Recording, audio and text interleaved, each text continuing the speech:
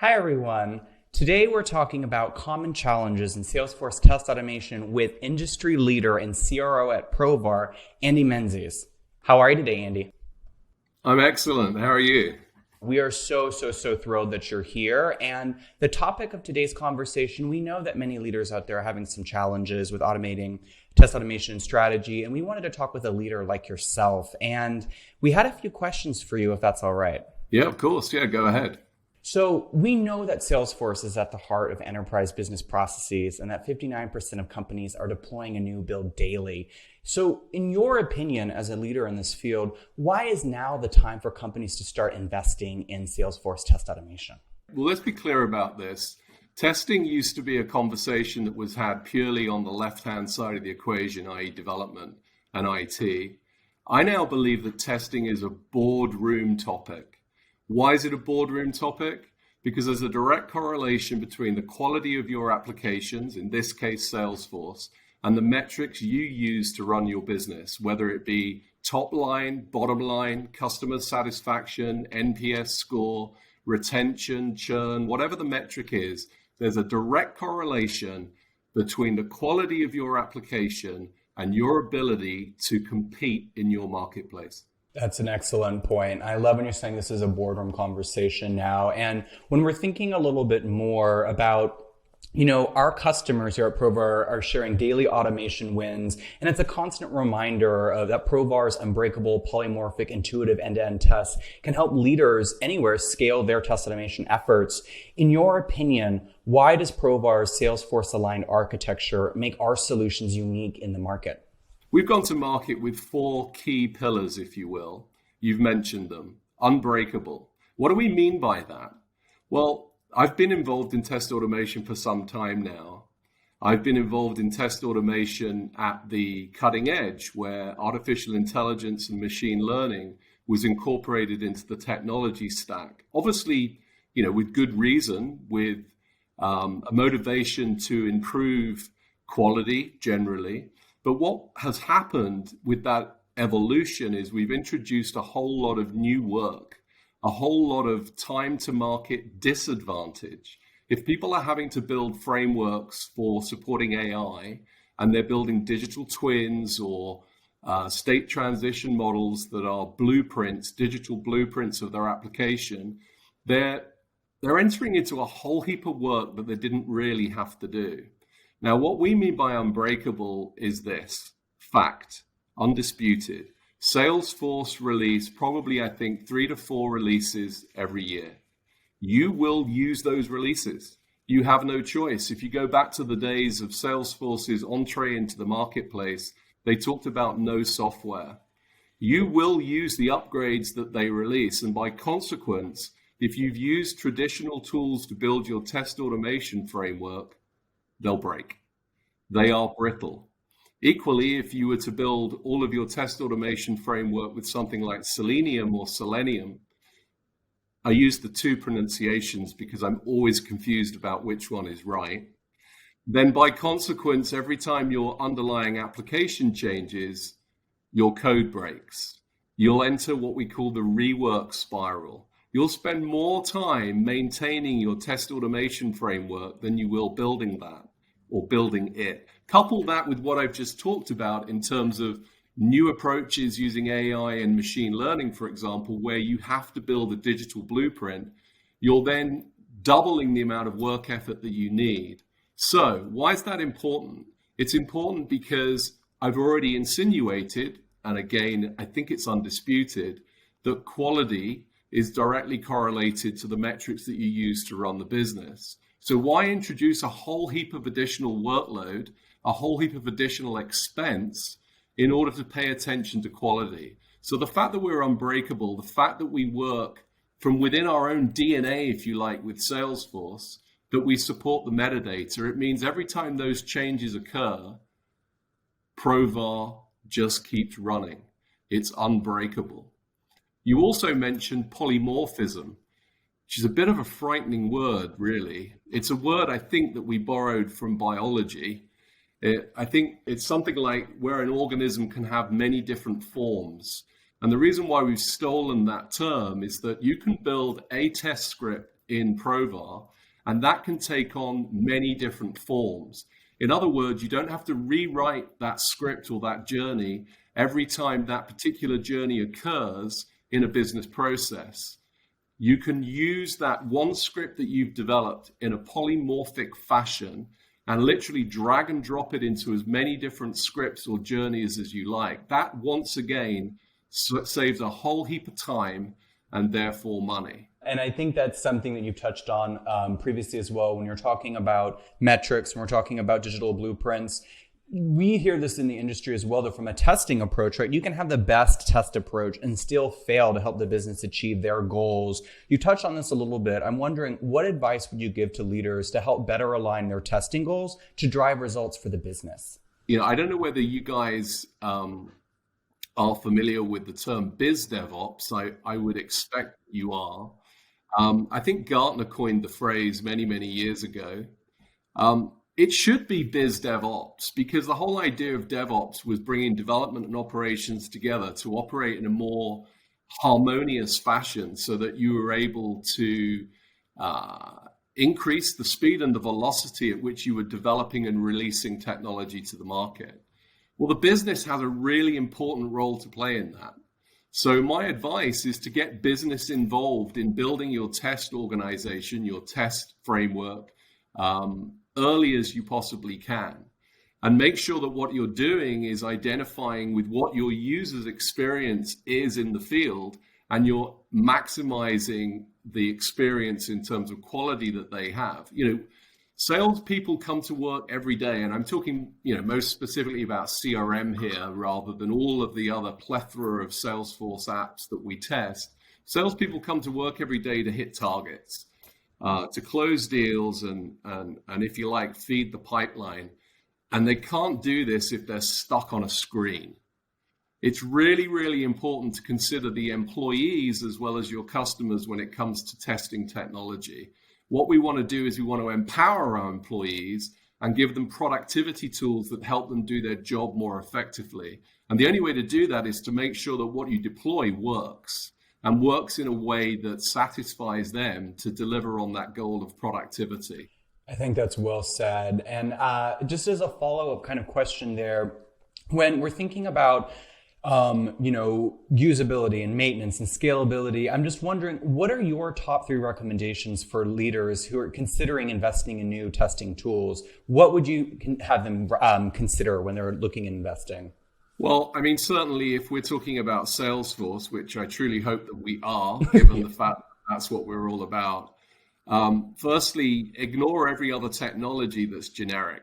Ignore every technology that is built specifically to test anything and everything, and focus on a technology that's been built from the ground up to test Salesforce. I think that's really, really important.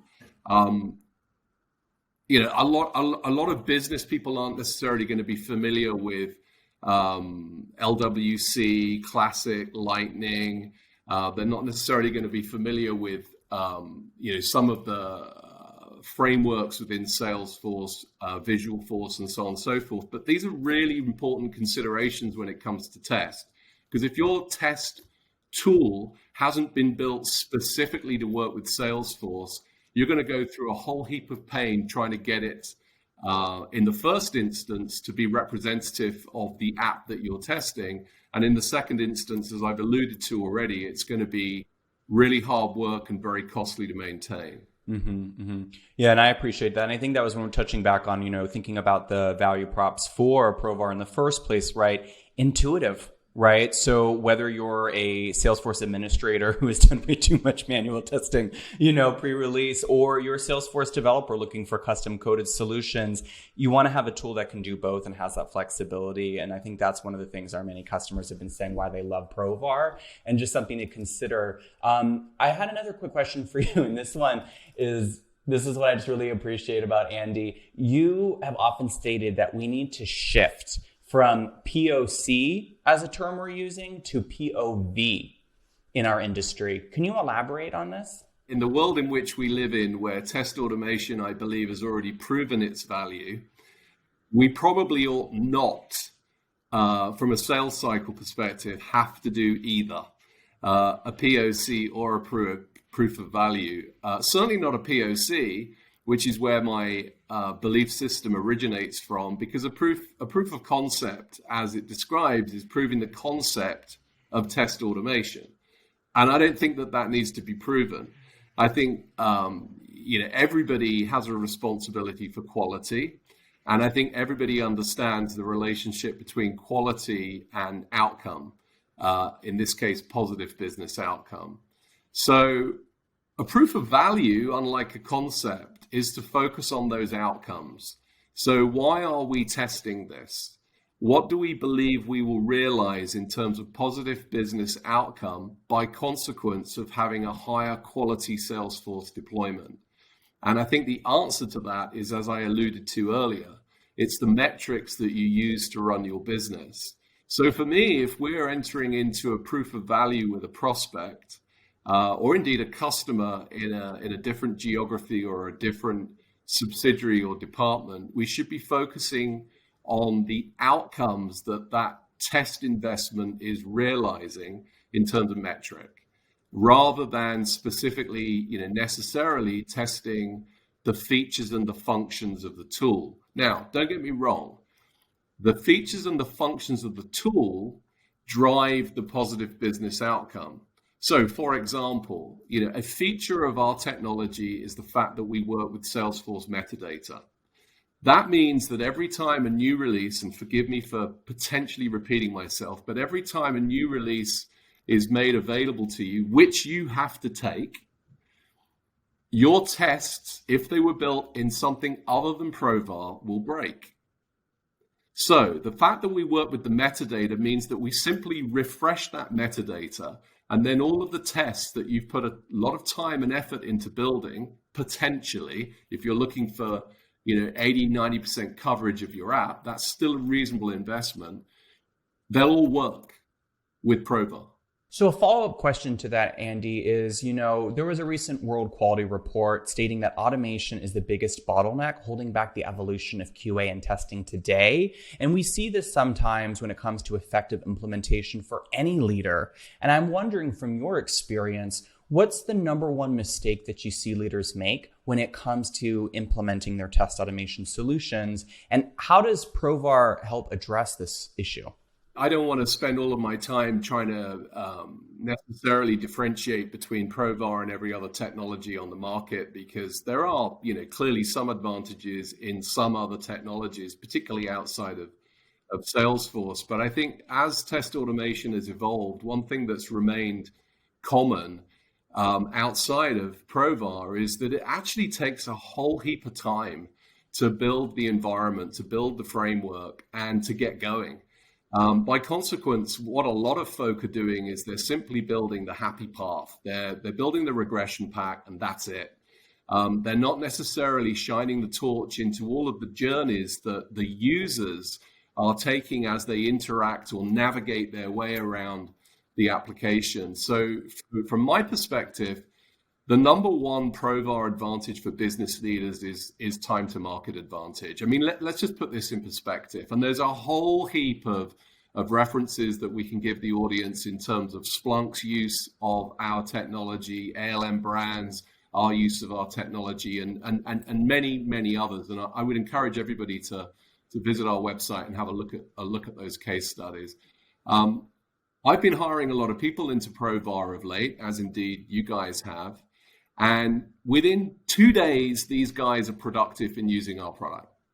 Within 2 days, these guys are building test suites using Provar and running those test suites in order to determine quality in the application that's deployed to the field. That is a distinct advantage that I don't believe any other vendor can claim to the same extent that we can. So business leaders, anyone that cares about quality, particularly in and around Salesforce applications, needs to think about how quickly you can deploy test automation. And with Provar, that's super quick. That has to be a really, really important consideration. And then again, as we've already talked about, to start monitoring success or failure of that application or that deployment using the metrics that you use to run your business. So the value that you realize by consequence of deploying and investing in test automation.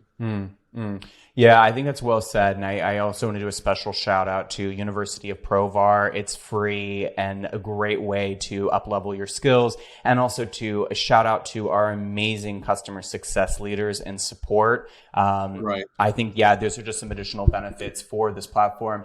So Andy, we want to end on a fun note, a fun question here. Just wondering, in your opinion, what is the most underrated Provar feature and why? Yeah, I mean, look, I mean, at the end of the day, the support for metadata is by far the biggest feature set that drives kind of the minimum required capabilities of the technology that realizes those positive business outcomes that I talked about. So I always try to take feature set of a technology and understand from a minimum required capability standpoint, will that drive the outcome that the business requires? And if I just think about that rather than a fun feature or something super sexy, if I'm allowed to say that, it's the metadata support. And I've read, I've experienced people talking about how they are potentially able to do something similar and they can't. So, I've always identified with the fact that there's three different types of differentiation, right? There's unique, there's comparative, and there's holistic. So a unique differentiator is something that you can do that nobody else can do. You've probably invented it. You might even have a patent or a patent for it. I believe that we have a whole heap of unique features in our technology. However, lots of other companies, as is the case, when you come up with something unique that drives value, people start to copy your ideas. And that's fine, because if that's delivering value to other customers, I'm happy with that. But by consequence, your unique differentiator becomes comparative. And 99.9% of deals are won on comparative differentiators. I would urge anybody that wants to test Salesforce to think about Provar, because this is our bread and butter. This is how we built the business. This is how we've scaled. This is how we have the velocity that we have. And this is why we have so many happy, referenceable customers. Metadata support is my favorite feature, Tristan. Whew, this has been quite the interview, y'all. And I have to say, I wouldn't want to do it with anyone else except our CRO here, Andy, who has seen it all and will continue to be there to provide additional guidance. This was so much fun, Andy. I want to say thank you so much for all that you do for our customers and everyone in the community. You're quite a light, full of a wealth of information. We should do this again sometime. Yeah, we should. Yeah, we can finish off what we started. With that said, really, really appreciate all that you've done. And we're going to do this again soon, okay? From all of us here to you, take care and happy testing. Thank you so much. Happy testing to you too.